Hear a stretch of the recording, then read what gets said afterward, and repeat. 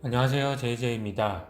오늘은 어제 발표된 롤렉스 신제품들을 간단하게 살펴보고 어떤 모델들이 인기 있을지 또 예상되는 프리미엄은 어느 정도인지 한번 이야기해 보도록 하겠습니다.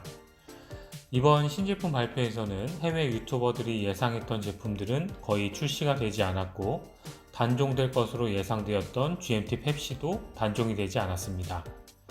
그리고 23년 신제품 대비 변화의 폭도 적고 브레이슬릿 타입 추가와 다이얼 컬러 추가 정도의 소소한 조정이 대부분이라 신제품을 기다리시던 분들께는 조금 실망스럽지 않았나 생각이 되고 있습니다.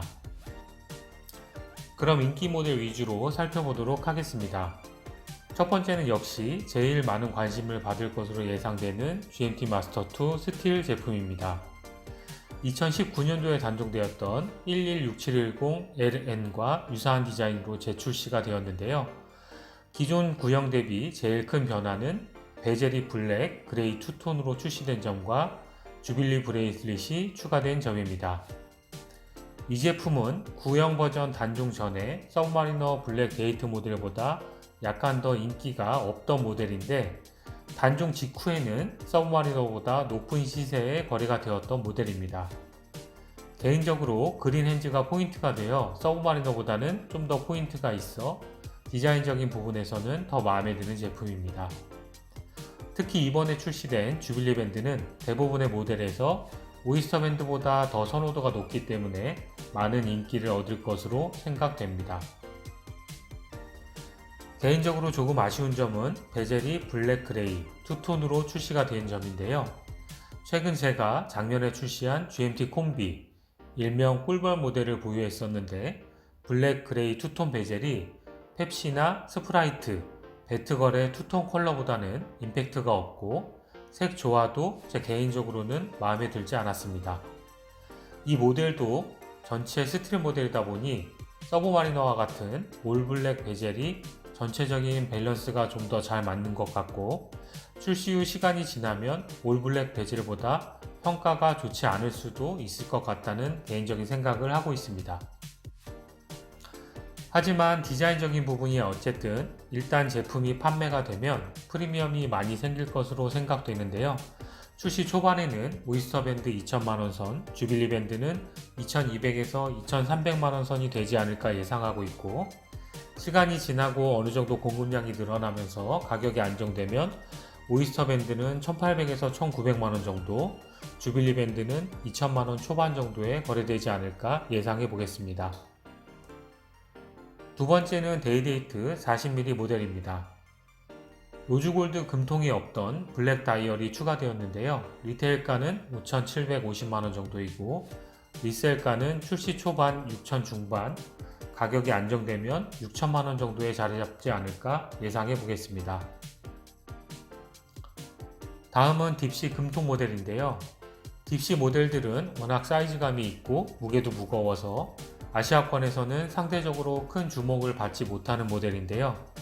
딥시 스틸의 경우 색 조합이 무난하고 무게도 금통보다는 가볍기 때문에 일부 매니아층이 있었지만 이번에 새롭게 출시된 딥시는 금통 모델로 출시가 되었다 보니 큰 사이즈와 무게 때문에 이 시계를 소화할 수 있는 유저들은 스틸 모델보다도 더 극소수일 것이고 이 모델은 마이너스 프리미엄이 되지 않을까 예상이 됩니다. 스카이드웰러 다크루듐 다이얼입니다.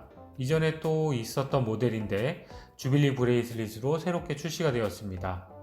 초코판도 마찬가지로 주빌리 밴드가 추가되었습니다. 작년 출시된 청그린 다이얼이 나오기 전까지는 초코 다이얼과 함께 스카이드웰러 대장 자리에 있던 모델이죠.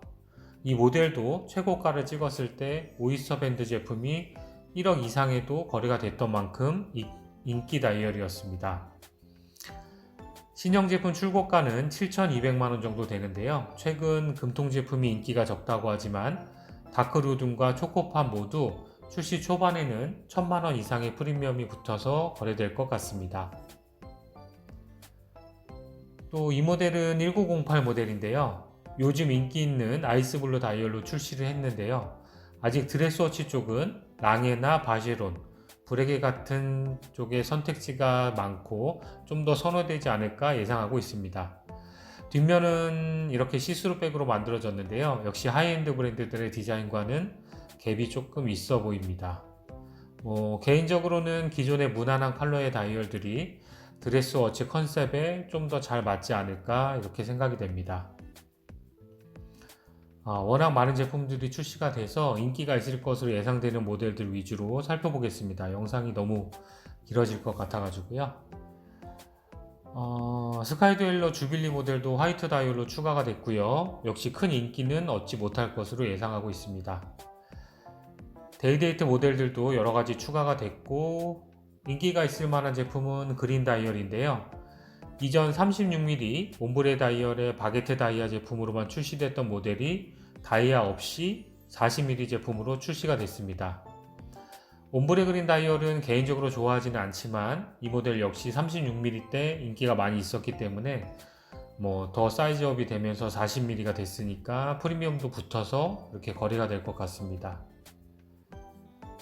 다음은 스카이듀엘러 블루 그린 다이얼도 주빌리 브레이슬릿으로 출시가 되었는데요. 이전 오이스터 모델도 프리미엄이 상당했기 때문에 이 모델 역시 프리미엄은 굉장히 많이 붙은 가격에 거래가 될 것 같습니다. 데이데이트 초코 옴브레 제품도 바게트 다이아가 빠져서 출시가 됐고요. 역시 인기가 있을 것 같네요. 다음은 데이토나인데요. 이번 데이토나는 타 모델 대비 좀 큰 변화를 준 것 같은데 개인적으로 눈에 확 들어오는 제품은 없는 것 같습니다.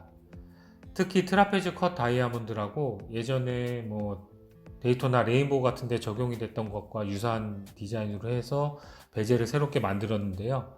호불호가 좀 갈릴 것 같은 디자인이고 다이얼 자체 컬러도 자개판이나 흑자개판 그리고 썬더스트 이런 컬러들이 노멀한 주류 다이얼은 아니다 보니까 기존 데이토나 대비해서 큰 주목을 받지는 못할 것 같습니다. 그래도 데이토나는 출고량을 극히 적게 유지할 것이고 프리미엄은 역시 기존처럼 굉장히 많이 붙어서 대부분 거래가 될 것으로 예상이 됩니다. 이 모델은 데이데이트 36mm 로즈골드 금통의 블루 그린 다이얼 바게트 다이아 모델인데요. 역시 선호하는 조합이다 보니까 프리미엄이 1000만원 이상 붙지 않을까? 출시 초반에는 그렇게 될 것으로 예상이 됩니다. 예. 대략 이 정도 모델들이 주목받지 않을까 생각이 되는데요. 올해는 데이토나 베젤 다이아 모델들과 GMT 블랙 다이얼 신형을 제외하면은 작년, 재작년보다 변화의 폭이 적은 것 같습니다. 특히 데이토나 베젤 다이아 모델은 어차피 극소량의 제품만 공급될 것임을 감안을 하면 체감되는 변화는 더 적을 것 같고요. 또 관심 가져볼 점은 GMT 펩시가 2년 전, 3년 전과는 달리 작년에 굉장히 적은 수량만 출고를 하면서 많은 유튜버들이 단종을 예상을 했었는데요. 저도 물론 지난 영상에서 말씀드렸던 것처럼 6대4 정도로 단종에 좀 더 무게를 실었었고요. 하지만 예상과는 달리 단종은 되지 않았는데요. 올해도 작년과 마찬가지로 현 시점 4월까지 펩시 주빌리의 공급량은 데이토나 스틸 모델만큼 굉장히 적은 수량을 보여주고 있습니다. 단종은 되지 않았지만 올해 하반기에도 펩시의 공급량이 이렇게 극소량을 유지할지 또 새롭게 출시된 GMT 블랙의 공급량은 어떻게 될지 한번 관심 가져볼 필요는 있을 것 같습니다.